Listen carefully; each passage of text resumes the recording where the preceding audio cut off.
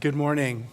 Good morning. My name is Malcolm Young. I'm the Dean of Grace Cathedral. Welcome to the forum. We're so glad to see you. The winds were howling at about 5 o'clock in the morning, and I kept thinking, oh my gosh, I hope it's not just me and Alan. But the topic is so important. I knew that would bring us out of our warm and cozy places. Every year, the cathedral chooses a different theme. This year, our theme is the body. And the body means a lot of different things. It means make sure that you get your eyes checked and your doctor's appointments, you're following your doctor's orders. But it also is the body politic. It's the body that we're all part of. That body is always at risk of tensions and disagreements and rebellions and what have you. So we're here to talk about that bigger, larger corporate body today. Our guest is the instructor in the humanities and the chair of the Justice and Law Studies program at Williams College. He's a trial consultant and an expert witness on interrogations and criminal confessions. And he's the author of numerous works of legal scholarships and several books, including For the People, What the Constitution Really Says About Your Rights, A Citizen's Guide to Impeachment, and now this book, Impeaching the President, Present, Past, and Future. And not every book that I read I recommend on the forum, but I really strongly recommend this. I think all of us need to have a sense of the historical context when we're reading newspapers about what's going on in impeachment right now.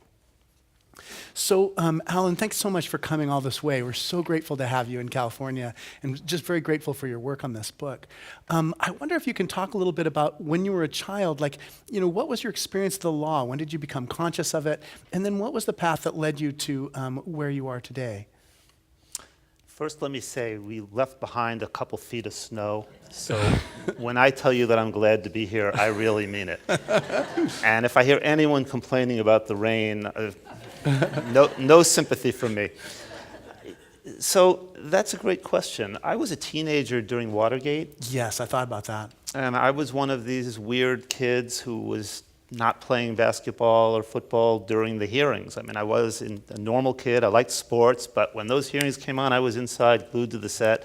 And so I think that really took. I was fascinated with the whole epic saga of impeachment starting when I was a teenager. Yeah. So I think that explains my continuing interest in that specific subject.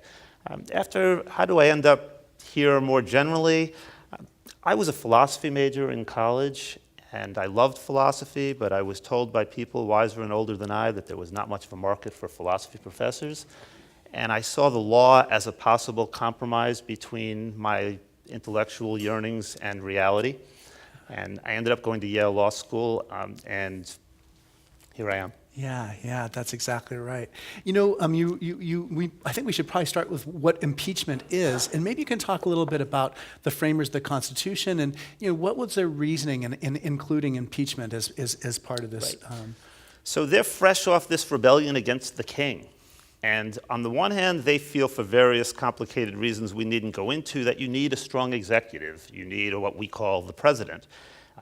On the other hand, they're worried that the president will end up being a king by another name, someone who is oppressive, tyrannical, takes on permanent powers. And to make a long story short, they saw impeachment as this vehicle for removing an oppressive or unfit president. And I think they were wise to see that. Yeah, definitely. You say in your book it's both a political and a judicial process. I wonder if you can explain a little bit about what you mean by that. Okay, so we're talking about the impeachment trial. Impeachment itself is just an accusation. The House of Representatives charges the president. If we think of a criminal trial, it's like the indictment. And then you move to the Senate for a trial, and the Constitution calls it a trial. And so the question arises, what is this animal when the 100 senators are conducting a trial? And the question arises, is it a judicial process or a political process? And the only reasonable answer is both. They are expected to conduct a trial with witnesses out in the open, with the president having the right to confront accusers, all the normal due process protections. But at the same time, it's politicians who are serving on the jury. And so there is this inescapable political element to it. You could tell senators not to look at public opinion polls, not to look at their mail, but you might as well tell them not to breathe. So public opinion is important. It is a political process, but it's not entirely a political process. They take an oath to do justice, and as I said, they're expected to have a trial. There are standards set forth in the Constitution. The president is not supposed to be convicted and thrown out of office just because he's a lousy president. He has to commit treason, bribery, or other high crimes and misdemeanors. And just think about it, this is the vocabulary and concepts of the criminal law. So there very much is an expectation that it will be a lawful process, but definitely permeated by politics as well. Yeah. Can you explain a little bit about the treason, bribery, high crimes and misdemeanors? What is that? What is included in that? Well, so the treason and bribery are the easy parts, right? And then the question becomes, what are high crimes and misdemeanors? So the treason part is committing a crime against your own taking up arms against your country, yeah, exactly. And bribery is accepting a gift and so forth. And these are clearly things where you are selling out the interests of your own country. And that can shed light on what they meant by the much more opaque phrase, high crimes and misdemeanors. And deciphering that phrase always, every episode of impeachment, becomes the central challenge. What are high crimes and misdemeanors?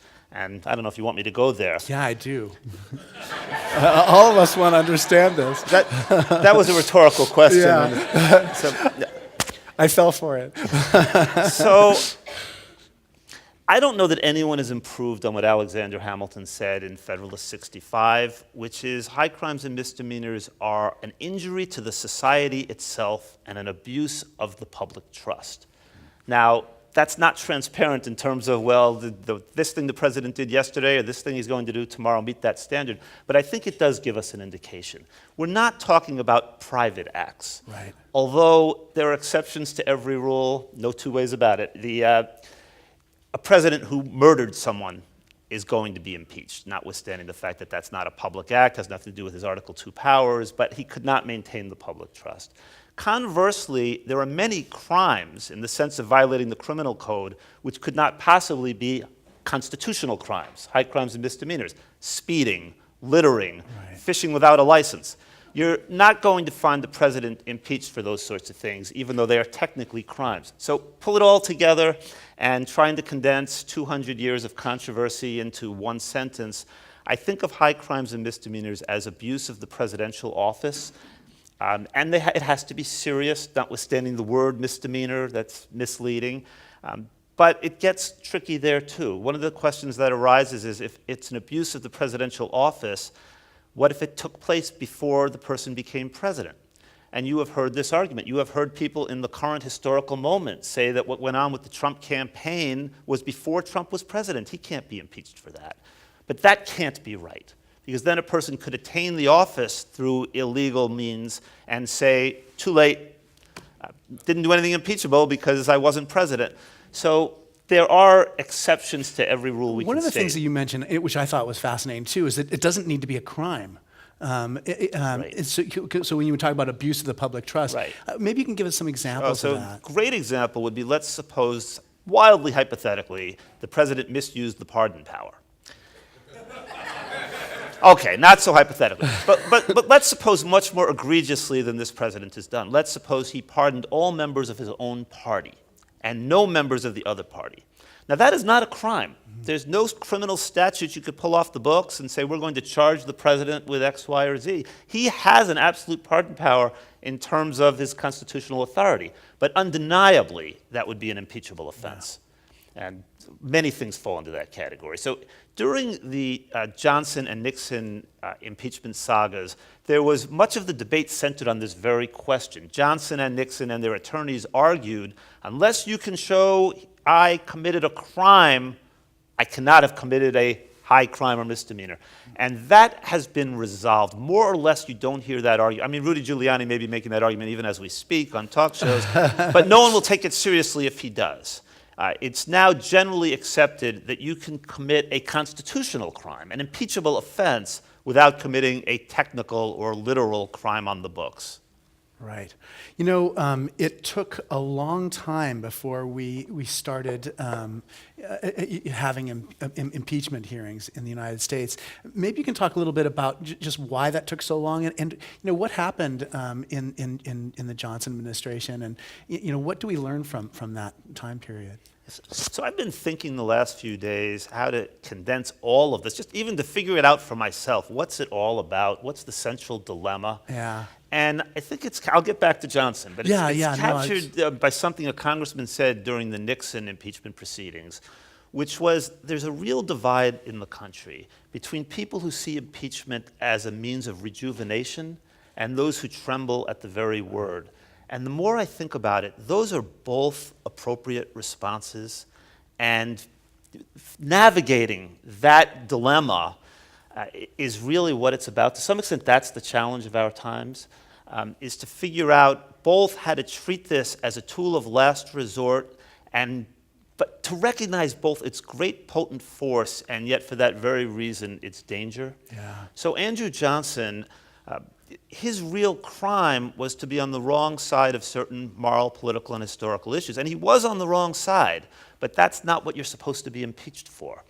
He was not implementing Reconstruction policies. He was not a force for racial equality at a time the nation, post-Civil War, needed that. And the radical Republicans who controlled Congress wanted to get rid of him at all costs. They thought, this is a dangerous man. He is standing in the way of progress. And history has judged them right, but history has judged them wrong for seeing impeachment as the vehicle to remove him. Right. So he was charged with violating a statute that basically was passed because they knew he would violate it, so they could charge him with violating it. It was impeachment bait. It's called the Tenure of Office Act, which prevented him from getting rid of certain cabinet members without Senate approval. And he thought it was unconstitutional. He thought that the person he fired, allegedly in violation of this act, the act did not apply to him. Various technical questions, and his impeachment proceedings of him were about roughly like a law school seminar. They were debating these technical questions. And impeachment should never be about that. Yeah. It should be about whether a president is unfit because he has committed a constitutional offense. Do you think it would have gone as far as it had if he had been elected as president, coming into the office through the assassination of Lincoln? So not only does Andrew Johnson become president when Lincoln is assassinated, but the problem is compounded because they don't belong to the same party. Right, right. Johnson was a Democrat. Lincoln, I started to say Nixon, that's a confusion I hope I never make again. Lincoln chose Johnson in large part because it was a unifying act to pick a Southern Democrat during the Civil War. But suddenly Lincoln's assassinated, and the radical Republicans who see themselves on the verge of realizing their political and moral vision of racial equality and national healing all of a sudden elevated to the presidency as someone who's not even of their party and doesn't, it turns out, really share their beliefs. So I think the circumstances which led to Johnson's ascendancy to the presidency definitely influenced the Republicans. But having said that, the radical Republicans, the radical part is not accidental. They thought Lincoln, too, was derelict in pursuing aggressive Reconstruction. Right. But they were working out a reconciliation with him, which was not going to happen with Andrew Johnson, who was a white supremacist, a former slave owner. Right. Yeah, exactly. You know, it's interesting. You have a chapter about the vice presidency and just how often that office has been vacant. And it's a fascinating chapter, and you kind of put it later in the book. And I always wondered why I didn't move it up. But I do see, makes it more of a page turner to get right to Nixon and Johnson. But maybe you can talk a little bit about just that whole thing. Sure. Because it is a part of this story about impeachment seems more viable when there is somebody who the office is going to revert to. So I carry this thing around with me. It's the Constitution. Oh, that's good. Your book made me read the Constitution again. Can't read it enough times. It's a wonderful document, but it has a few glitches. And I'm not even talking about the obvious compromise with slavery and things like that. But the vice presidency, replacing the vice president, was something they didn't really think about. So they did say if the president dies or resigns the office, the vice president becomes president. But what happens after that? Well, there's no vice president. And amazingly, for roughly 20% of this country's history, there has been no vice president. That just shocks me, by the way. Totally. And we've been very fortunate that we've never had the president die or resign the office while there was no vice president, because then we would have been looking at the line of succession, and you don't want to know who's next. Actually, it's Nancy Pelosi now, if anything happens to the president and vice president. We're in Northern California, aren't we? We are definitely. So But that got cured in 1967 by the 25th Amendment. So now it's stated very clear terms. If there's a vacancy in the vice presidency, the president nominates, the Senate confirms, and we have a vice president. But the 25th Amendment, and I gather this is why you brought it up, also has a provision for removing a president who is unable to discharge the powers and duties of his office. Right.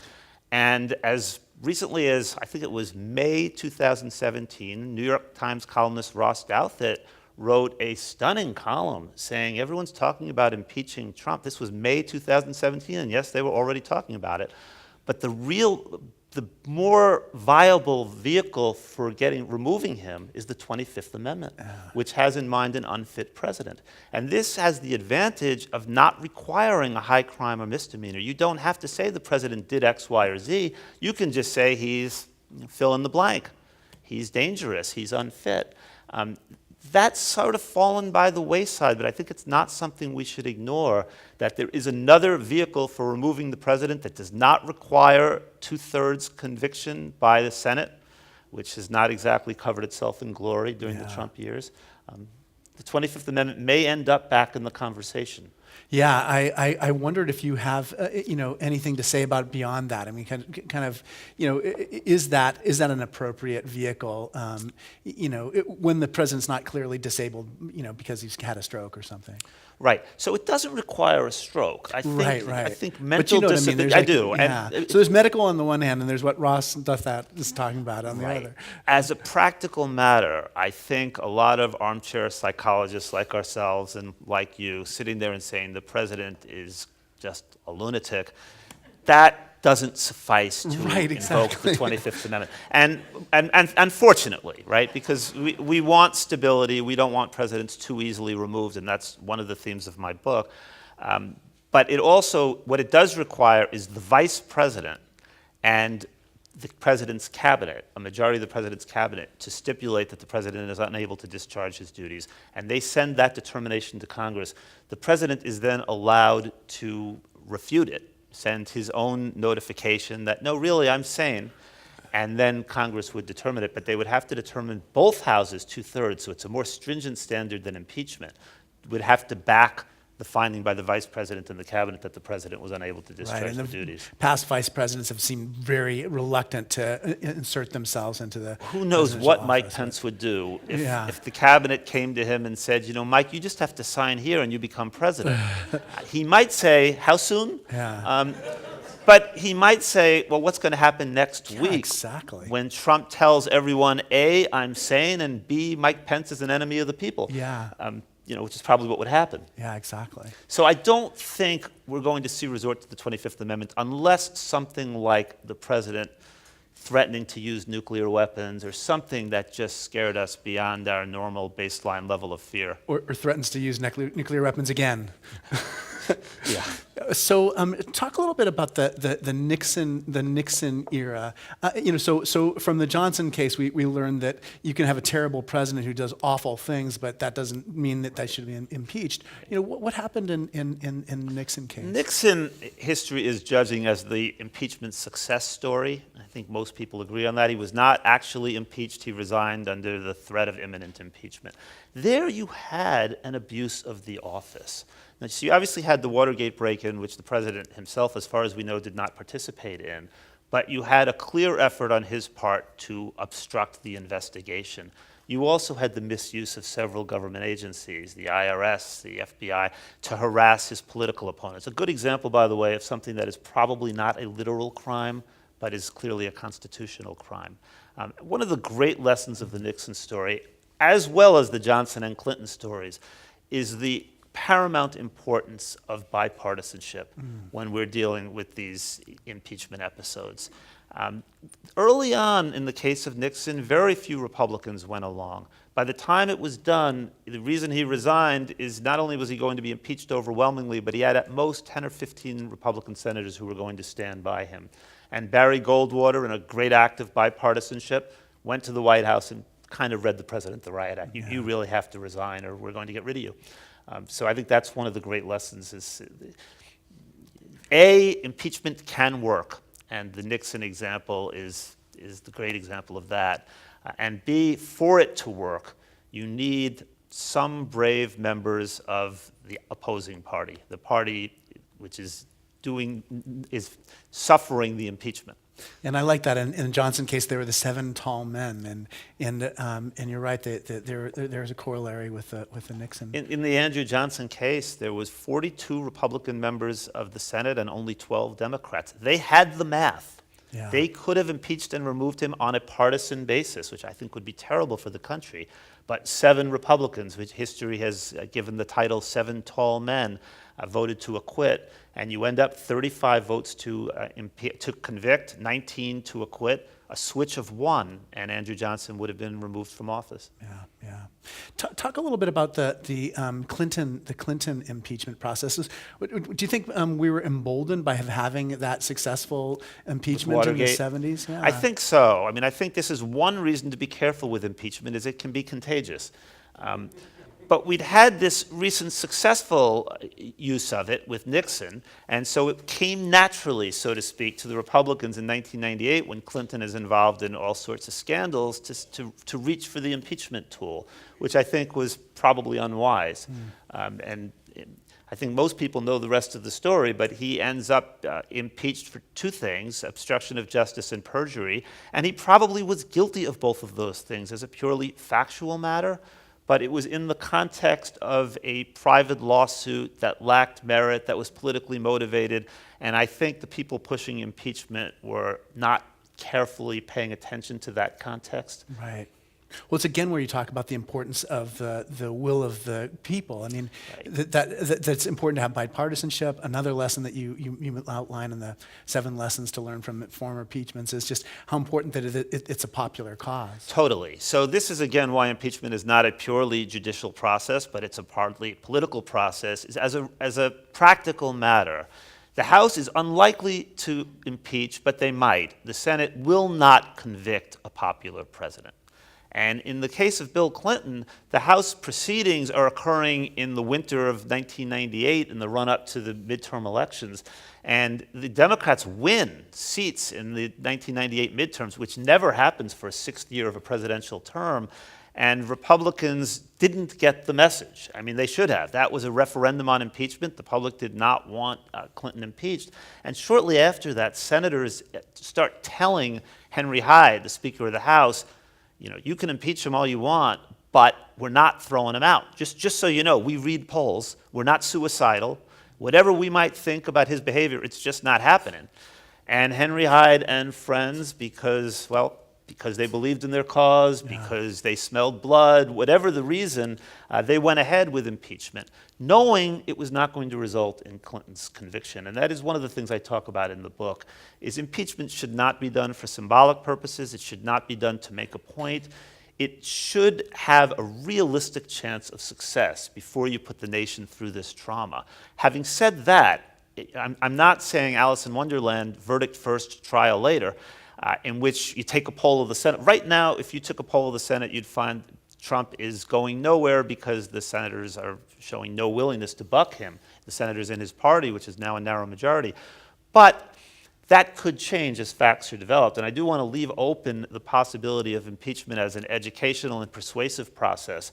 And if it persuades the American people that this president should go, those senators will suddenly find changing their own opinions. Yeah, I was thinking about, because Nixon was so wildly popular in 1972 in the election. I mean, just like, what was the turning point? Like, how did people change their minds about that? Because I think if it 3 or 4 months before it actually happened, it would have been hard to predict that. Right. So it wasn't a turning point. There were a lot of small pivot points, we might say.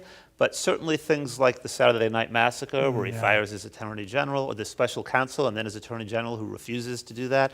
And then obviously the work of Woodward and Bernstein and the Washington Post, little by little, drip, drip, drip, drip, we were finding how corrupt this administration was. And then, of course, the tapes are what finally did him in. But you're exactly right. He won a 49-state landslide in 1972. Less than 2 years later, he was resigning the office under threat of imminent impeachment. Yeah. So no hope. K-N-O-W, hope. Right, right. Yeah, you mentioned in the book that impeachment had been brought up both in George W. Bush's administration and in Barack Obama's administration, and that that it was even mentioned as part of the election. Maybe you can talk a little bit about that. Right. So to back up just a second, I find myself in the uncomfortable position of being a Trump skeptic. You might have picked up on that.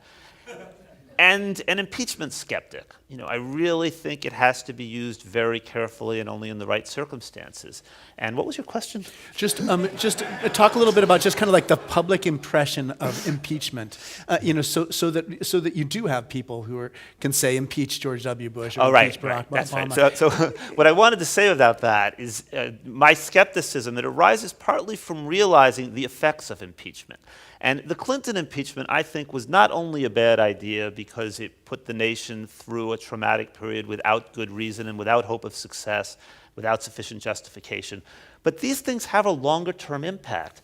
And I mentioned impeachment can be contagious. And after Clinton, this just became the thing. George W. Bush, we don't like the war in Iraq, impeach him. Barack Obama, we don't like, anything we don't like, impeach him. Yeah. Healthcare, he wasn't born in this country. I'm not joking. There were people introducing articles of impeachment based on the birtherism thing. And we are at this moment where Trump is concerned. People were talking about impeaching him literally before he had taken office. And this is something, so on the one hand, back to my dual skepticisms, on the one hand, I am a real believer in this tool. The Constitution put it there for a reason. We need it to cleanse ourselves from an unfit ruler who commits constitutional offenses. But on the other hand, it's a tool that can get out of hand. We don't want it to be used as a normal political weapon. Right. It's something that should be used when politics have reached an abnormal period. You call it, it should never be the first resort, but it should be the last resort. Exactly. But by the same token, one of the last of your lessons is that, if there are serious grounds for impeachment, you have to do it. Right. Right. So this is, again, the dilemma. It is something to be avoided at all costs, except when you cross the threshold and it's needed, and then it is something to be pursued vigorously. Yeah. Let's talk a little bit about just President Trump, the things that people are accusing President Trump of. I mean, one of the things I've been dying to ask you, and I was thinking of almost every page I read this, is, how much has the situation changed from when you were writing this? And, would you have written it in a different way? The book is perfectly timely still, if that's what you're asking. It is. It definitely is. It's helpful to me. But And I hedged my bets on Trump. I mean, one of the only way really to handle this, I didn't want to write a book that excluded him, because that's, Hamlet without the Prince of Denmark. But I knew, obviously, it's a bit of a moving target. So what I did is I discussed all of the possible grounds for impeachment, things that people were talking about when I wrote the book a while back, and things that we could anticipate might arise. And I talk about which of them would be impeachable offenses if proven, which of them might not be. Right. And if you like, I'll be glad to I would go through totally, them. Yeah, I'd love to go through them with everyone. So Sure. Well, I think it goes without saying that if the underlying concerns which gave rise to the special counsel's investigation about coordination with a foreign power to affect the presidential election are proven, that's as impeachable as it gets. One quick question on that. So assume that the Trump family is coordinating, and assume the the campaign officials but Donald Trump himself was not aware of this. Right. Would that be grounds for impeachment? I think it's probably impossible that would be the case. Yeah. But were that the case, I discussed that in the book. What if all the president's men, so to speak, are guilty and the president can plausibly claim ignorance? I think it depends. Did he set the tone for this behavior? Did he acquiesce in this behavior? I don't think he literally had to participate in it for him to be targetable. Yeah. So that's the electoral interference. What about paying off women you'd had affairs with, right, and so that the public didn't know about those affairs and they would have affected the outcome of So here I actually think I'm bullish on impeachment. I mean, not in the sense of predicting it, but I think that should be vigorously pursued, the payments to Stormy Daniels and Karen McDougal. And the reason is, I think there's a misnomer when people say this is an issue of campaign finance violations. That sounds technical. And the Trump people jump on that, and they say most campaign finance violations, that's civil, that's a fine. Nobody even cares about that. Well, that's true, because most campaign finance violations are things like not getting the paperwork right, or not knowing you had to disclose some benign contribution. Here, we're talking about what I think merits the term election fraud more than campaign finance. We're talking about the president, on the assumption that this is all true, and the federal prosecutors in New York have already sentenced Michael Cohen, and who says he was acting at the direction of the president to make these payments. Nevertheless, let's be careful and say, if proven, this is about the president keeping information that the American public no doubt would have found interesting at a minimum, deliberately keeping that from them, and doing that by violating the law. And in a sense, that's the poster child for impeachment. You know, that is what we talked about earlier. That's the person who attains the office through illegal or improper means. So I absolutely think that that should be pursued, and it will be. The other obvious big question is obstruction of justice. So let's suppose that the campaign did not coordinate with Russia, that there were all these coincidental contacts between members of the campaign and Russia, but it wasn't for anything unseemly, but that the president participated in a cover-up of a non-crime, which seems paradoxical. Why would you cover up something that didn't happen? But it's not. First of all, a lot of the people around Trump may not have known what happened in the summer of 2016 with the Trump Tower, the Trump Hotel, and so forth. But also, the president himself may have been covering up things that he thought were politically embarrassing, even if not criminal. And obstruction of justice is itself a crime, both on the books and constitutionally. So I think that absolutely would justify impeachment. But to show how fair-minded I am, I'm going to talk about the pardoning. Right, a few things which I think are not impeachable. The use of the pardon power to date. So he pardoned Joe Arpaio. It seems like that was basically a favor to a political ally.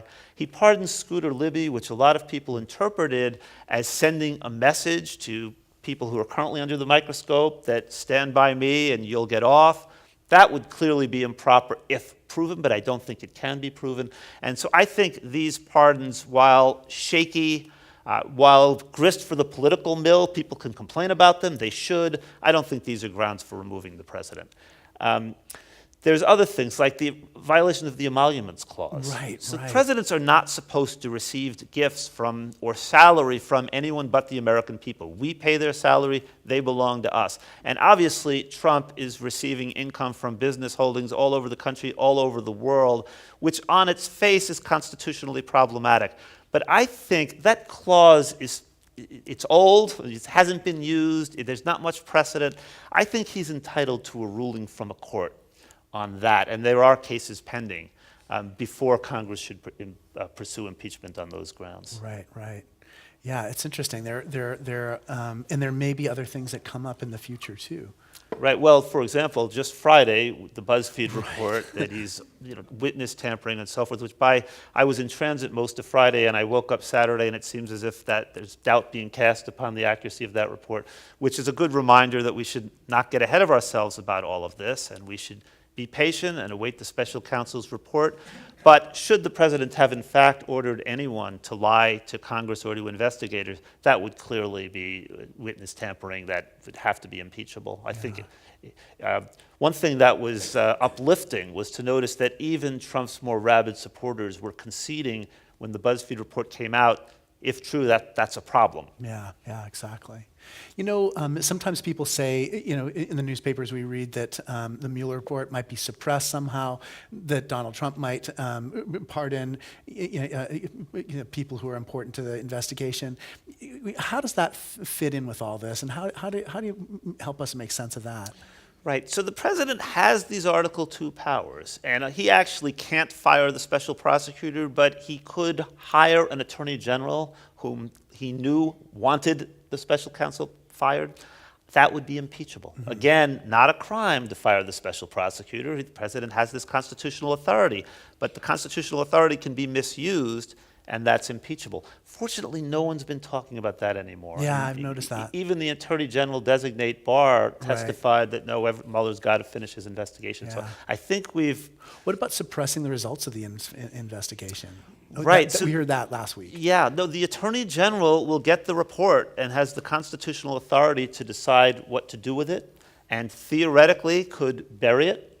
However, now that Speaker Pelosi is Speaker Pelosi, you would have Mr. Mueller before the House in a heartbeat, and he can certainly tell them everything that's in the report. They can't stop him from doing that, and I think that's what would happen. Right. And the report itself would be subpoenaed, and there may be some pushback, and it may end up in court. But I don't lose much sleep over us not finding out what happened in the Mueller investigation. Yeah, I mean, even in the newspaper article, it said that, I mean, Washington just can't keep secrets. And the special counsel seems particularly adept at it. His office is this rare creature that doesn't leak. Yeah. But if he wanted to leak, he could.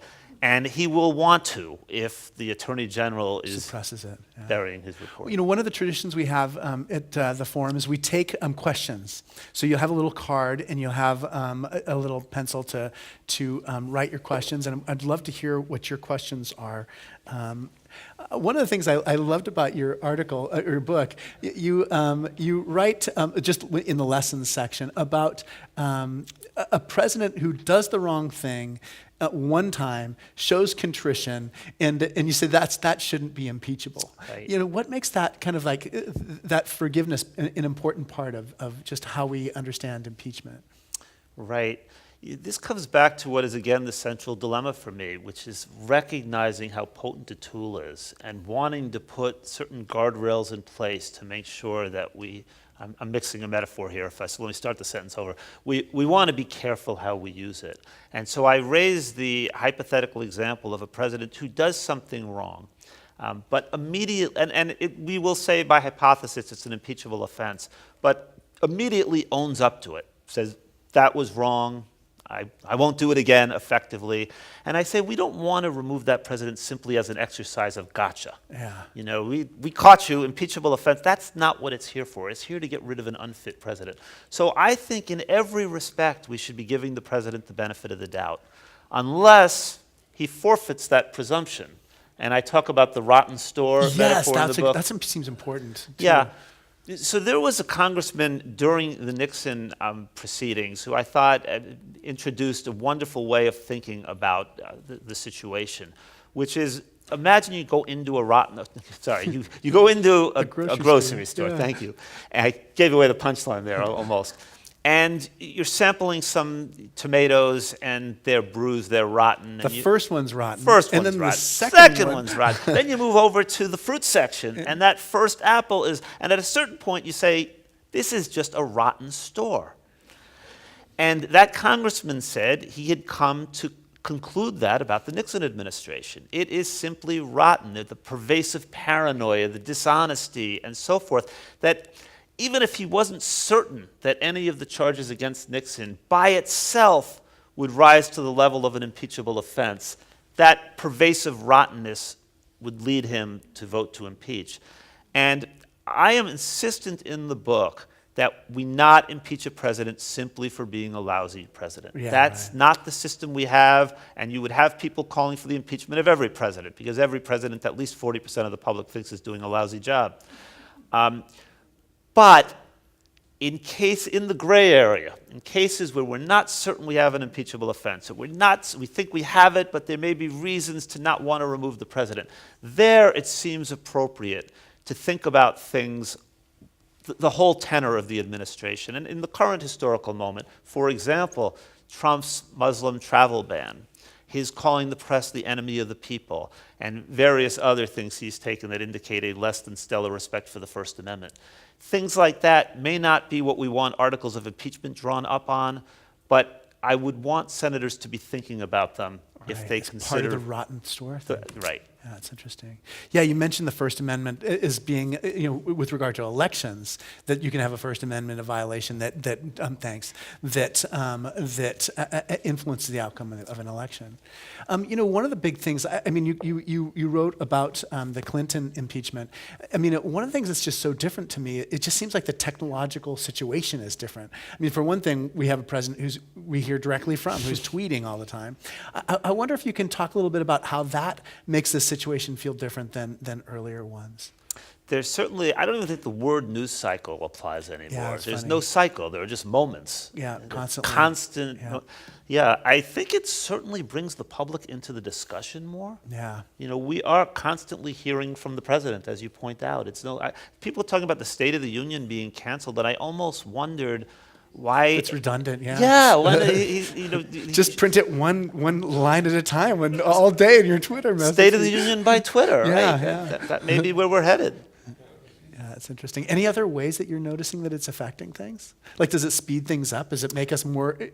Do we feel like we need to move impeachment faster because? I think there is that feeling, but I think it's all the more reasons to put the brakes on. Yeah, exactly. Should the House begin an impeachment investigation now or wait for the Mueller report? Great question. I don't think it's a problem to begin an investigation, except from a PR standpoint. I think the Democrats wisely do not want to seem overeager and get out ahead of themselves. But I would say there's nothing wrong with quietly gathering information. Right. I certainly think they should not. The easier question is, should they begin to impeach? Because there are some people who wanted to do that last year. And I think not. I think we should wait to hear from the report before anything formal gets initiated. Yeah. One of the things, even not only was Donald Trump threatened with impeachment when he was a candidate, but Hillary Clinton was too. Totally. Yeah. Other than impeachment, what are other effective means we, the people, may express our outrage and disdain for all of the current person in the presidency? It's really easy and obvious, and it happens on November 7th. Yeah. And that is yet another reason to be a bit cautious about impeachment. We the people, will get a shot at this president in a while. And it may be preferable that we impeach him. By not voting for him. Yeah. One of the two things you say, too, is that tie goes to the runner for the president. So if everything all balances out, then keep the president in If place. In doubt, don't throw him out. Yeah. It's a folksy book. So it's, the other thing you say, too, which I think is important, is kind of the other shoe test. Like, if would you support the president if he wasn't a member of your party? I beg the congressmen who take this up to apply what I call the shoe test, which is ask yourself if the shoe were on the other foot. So if this were a Democratic president who was doing A, B, C, and D, would Lindsey Graham suddenly love golfing with him and saying wonderful things about him? And this sounds obvious, and yet it is something, if we look at the 3 historical impeachment episodes, something very few congressmen have done. They circle the wagons, 80% of them, with the partial exception of the end of the Nixon saga, people really do go into their respective corners and line up with their party. And I'm urging them to be a little bit more thoughtful. I actually found that so reassuring in reading it. The whole situation just seemed very much de-escalated after reading the book. That was one practical effect it had on me, to think, yeah, we've had these constitutional crises in the past and weathered them. What would be the most damning thing the Mueller report might uncover? This person's on to something. I suppose what they were looking for first and foremost, which is firm connections between Trump himself and the Russians, something close to a quid pro quo. You helped me get elected, and you helped put my tower in the middle of Russia, and you will get a president who never says a bad thing. Wait, Yeah. A quid pro quo, whether explicit or implicit, between Trump and Putin would, I think, be the gold standard. And I have no doubt that were that to happen, Sean Hannity would be on television tomorrow saying, that's not impeachable, every president, blah, blah, blah. Actually, removing Trump from office will require Republican senators to vote for his removal. Who do you see these votes coming from? At the moment, no one. If I racked my brain, I'd say maybe Susan Collins and Lisa Murkowski and a few other Republican senators who have shown themselves willing to resist their party. But I think here again, if we were having this conversation in, say, May of 1973 about Richard Nixon, and I was asked that same question, who in the Senate is likely to ever vote to convict Nixon? You'd sort of scratch my head and say, well, that Lowell Weichel guy in Connecticut, maybe one or two others. By the end, they were all lining up to vote against him. And we have to have some faith. Well, we don't have to. I take that back. I have some faith, I think, that at the end of the day, if Trump were shown to have committed very clear high crimes and misdemeanors, we wouldn't have to ask, is it this senator or that? Many of them. Is there a timeline issue? I mean, like if Trump was about 3 months to go in his office, we probably wouldn't continue with the impeachment process. Is there a time when it just is too late? I think in the second term, it would make not a whole lot of sense to impeach a second-term president with a few months left. You'd ride it out. And that was one of the things about the Andrew Johnson impeachment that is curious and even counterproductive, is they simply had to wait several months and he would not have been reelected. They were too impatient. But I think since it's Trump's first term, the feeling might be he's not entitled to run for a second term. Right. But as a practical matter, if we're having this conversation in August of 2020, I would say it may not make a lot of sense to be conducting an impeachment trial right now. Yeah. As you say, we're all in part of the impeachment trial at that point. If Trump is found to have unlawfully obtained the presidency, does Vice President Pence remain in the line of succession? He would have obtained his position unlawfully too. That is anyone want to raise their hand and take credit for that question? That's a great one. Are you an attorney? It's not too late. That is a great question. As a constitutional answer, yes, he would ascend. There's no clause which says that when a vice president becomes president because the president is impeached and the vice president for illegal election activities that help the vice president retain his office, the vice president goes down too.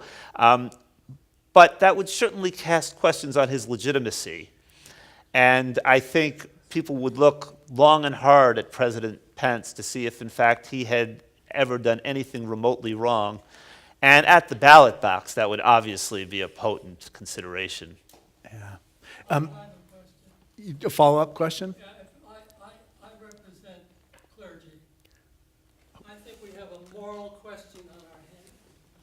So what shall we do with this moral question about this man?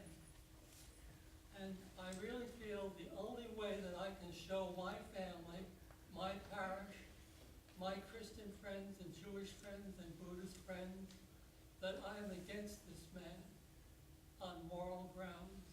So I will vote to impeach.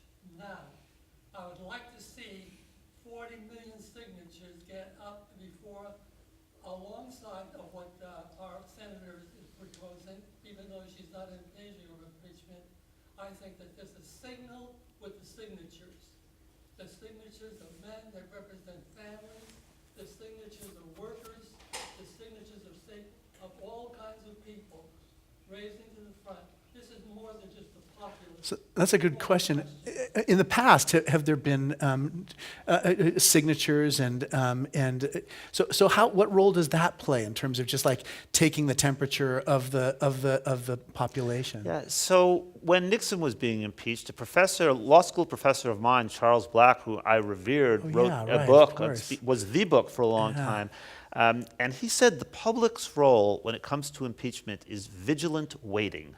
He said this process is committed to the House and the Senate. It's not for the people. And that is about the only time I've ever disagreed with Charles Black. And I talk about it in the book. I don't think that's right. I think this gentleman is absolutely entitled to write his congressman, make his voice heard. I don't happen to agree with you that even the strongest moral feelings alone are a basis for impeachment. I think you need an impeachable offense.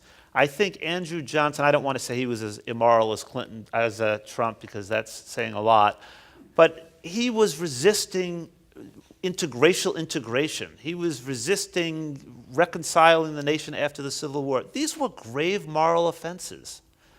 but I don't think they were impeachable offenses. I think wait a couple months, maybe it's only 1 month from what I'm hearing, wait till the Mueller report comes out, then send all those letters. But anyway, that's just my feeling about it. Then send our impeachment letter. Right, exactly. Yeah. Okay.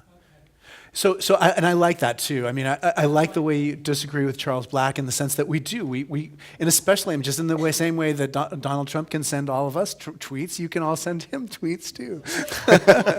Or whoever, your congressman. 40 million tweets. Is making 800,000 federal workers work without pay for almost a month an impeachable offense? I don't want to make enemies here. It's a terrible political and moral offense. Yeah.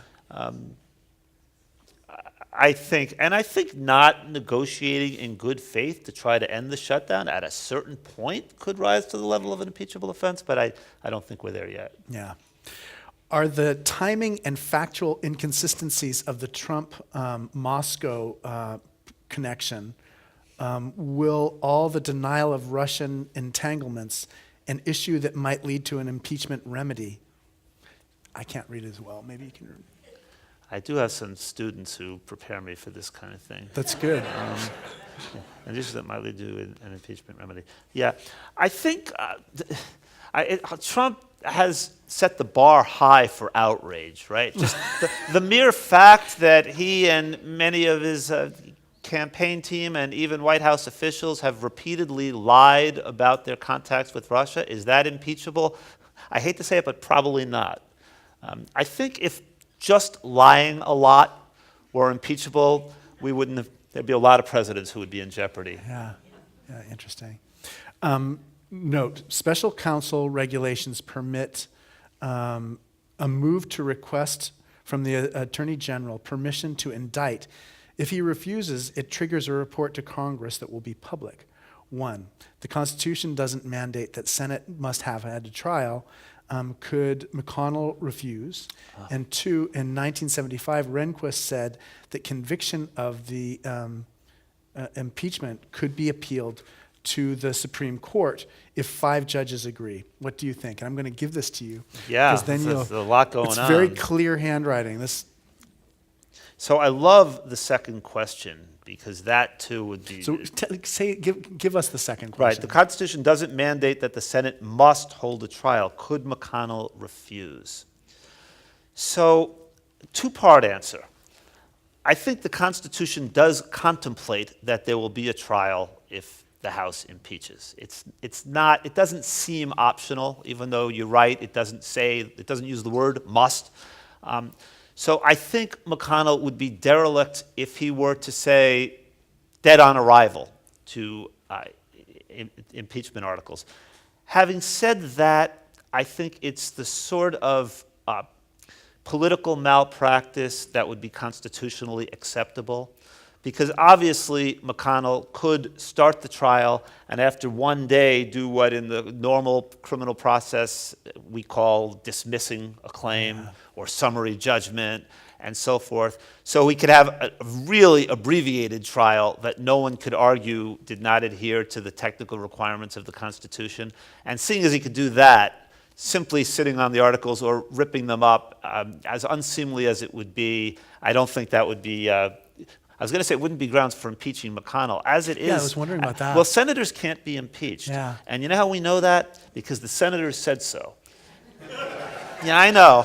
This happened in the founding era. One of the first impeachments was of a senator, and the Senate acquitted him on the grounds that civil officers, those are the people the Constitution makes vulnerable to impeachment, and the senators decided that they are not civil officers. But in any case, I think McConnell, too, the remedy would be at the ballot box. But there was another fascinating question here. Rehnquist said impeachment could be appealed to the Supreme Court. I don't remember Rehnquist saying that. If he did, he's wrong. Impeachment is non-reviewable, and that's pretty clear from the Constitution. Historical question. Many framers were educated in classics. Did they have the end of the Roman Republic and the assassination of Gracchus' brothers in mind when they drafted impeachment? Every author's nightmare, the questioner who knows more than he does. I know they had the British language of high crimes and misdemeanors and the British in general example probably more foremost in mind, although they certainly knew the classics. Yeah. Why did the framers of the Constitution give the power to decide an impeachment to the Senate instead of the Supreme Court? Right. So I think if we rewind about 40 minutes, we were talking about the process being political and judicial. Right. And I think they wanted it to be. Yeah. And I think for good reason. I think, again, I sound like a broken record on this point. You don't want to get rid of the president unless there is bipartisan support and unless there is public support. And the Senate is going to be more in tune with that than the court. Yeah, I mean, I did when you. I mean, I hadn't thought of this possibility, but the idea of this small number of people making a decision of such importance, it shifts the balance and the balance of powers dramatically, and I don't think I'd feel as comfortable with a constitution that was outlined in that way. The Constitution allows us to remove a criminal president and an incapacitated president, but not a dangerous, incompetent president. Most parliamentary systems can remove a prime minister through a vote of no confidence. Right. Wouldn't this help us resist the temptation to cover major political failings, convert major political failings into an impeachable offense? You know, it would be a different system. And I could imagine, I don't think that the European countries which have a parliamentary system where, as you say, they can get rid of the prime minister by calling for a special election, a vote of no confidence, those countries are surviving. So it's not as if we couldn't have that system, but that's not the American system. And I think it would be destabilizing. So I'm comfortable, well, comfortable is a little strong. The premise of that question is well taken. A dangerous, incompetent president is not a good thing. But I think we have two vehicles for removing such a president, and I'm comfortable that those are enough. And a third vehicle, you know, we have term limits and we have this thing called elections. Yeah, exactly. That's what I thought you'd say. You said that if the people around the president colluded and were found guilty of that, but the president can physically say he was not involved, then the president may still be found to be involved with the impeachable offense. How can this be? Not clear how the president can be held responsible if no direct connection to impeachable offense. So let me clarify. I didn't say the president has to merely physically say that he was not involved. In fact, I think if our president, we don't tend to take at face value things that the president says. If the president could in fact establish, and I said at the time, I think it is almost metaphysically impossible that he could, or that it would even be the case that all around him this corruption was taking place that he didn't know about. I think that's as likely as there was a meeting in the Trump Tower that he didn't know about.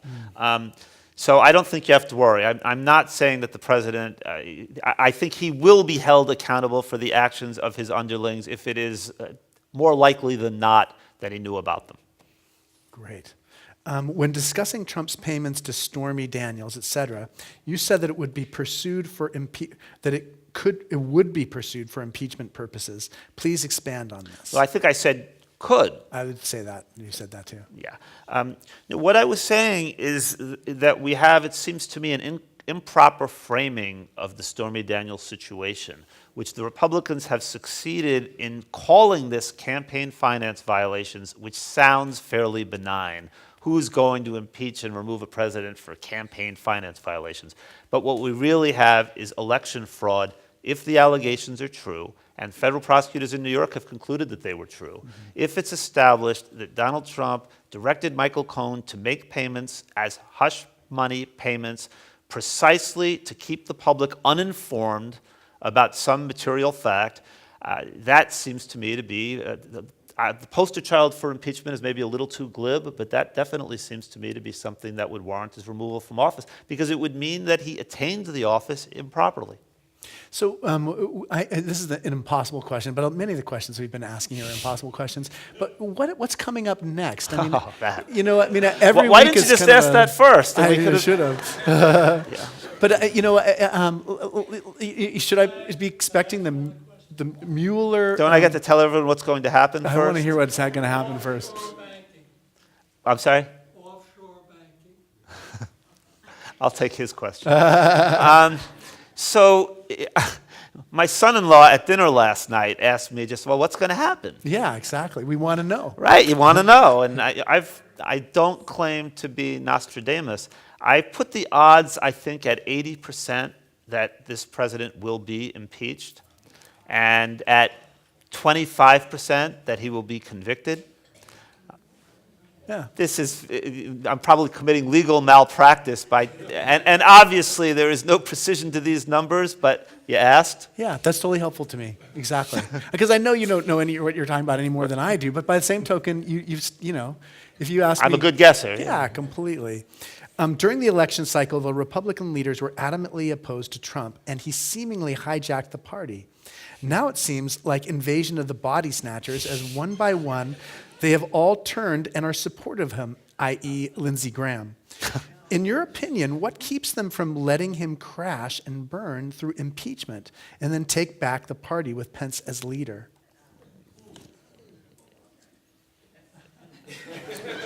Yeah, no, it's such a great question. It's outside my lane, really, but it is absolutely bewildering how quickly this went from a takeover to the party taken over. Right. If you recall, and we tend not to, during the campaign in 2016, Rick Perry called Trump a cancer on conservatism. Yeah. Lindsey Graham, I can't remember the most colorful language he used, but it was pretty colorful. Ted Cruz called him a sniveling, narcissistic, amoral coward. And these people are all his biggest supporters now. And that's amazing. And I don't think it speaks well of them or us. Yeah. Us meaning the body politic. Yeah, that's great. If there's one thing that you want us to take away from our conversation today, what would that be? Well, I'd actually go to this gentleman's question before, and the letters he's eager to write is, I think you folks should get involved. And that doesn't mean immediately calling on the politicians to impeach or remove, but pay attention. And this debate isn't going away. And if and when my 80% prediction comes true and we actually find ourselves in this process, what you think matters. That's the value of the Senate and not the Supreme Court being the arbiters. We have jurors who will look at polls, they will read their mail. So I would just urge everyone to become well-informed and then involved. Yeah, that's exactly right. It's our opinion matters very much. And again, I'm going to repeat what I said earlier. Once you've gone through and read about the other impeachment hearings and processes, it just seems less alarming to be facing our own possible impeachment process today. Well, thank you so much for being here. Our next guest next week we're having the annual meeting. The week after that, we're having John Philip Newell, who is a celebrated author and teacher, and he's going to be talking about the naturalist John Mueller. I can't wait for this. He's going to be another great guest. And we'd like to wish you, Alan, well, and thank you so much for this important book.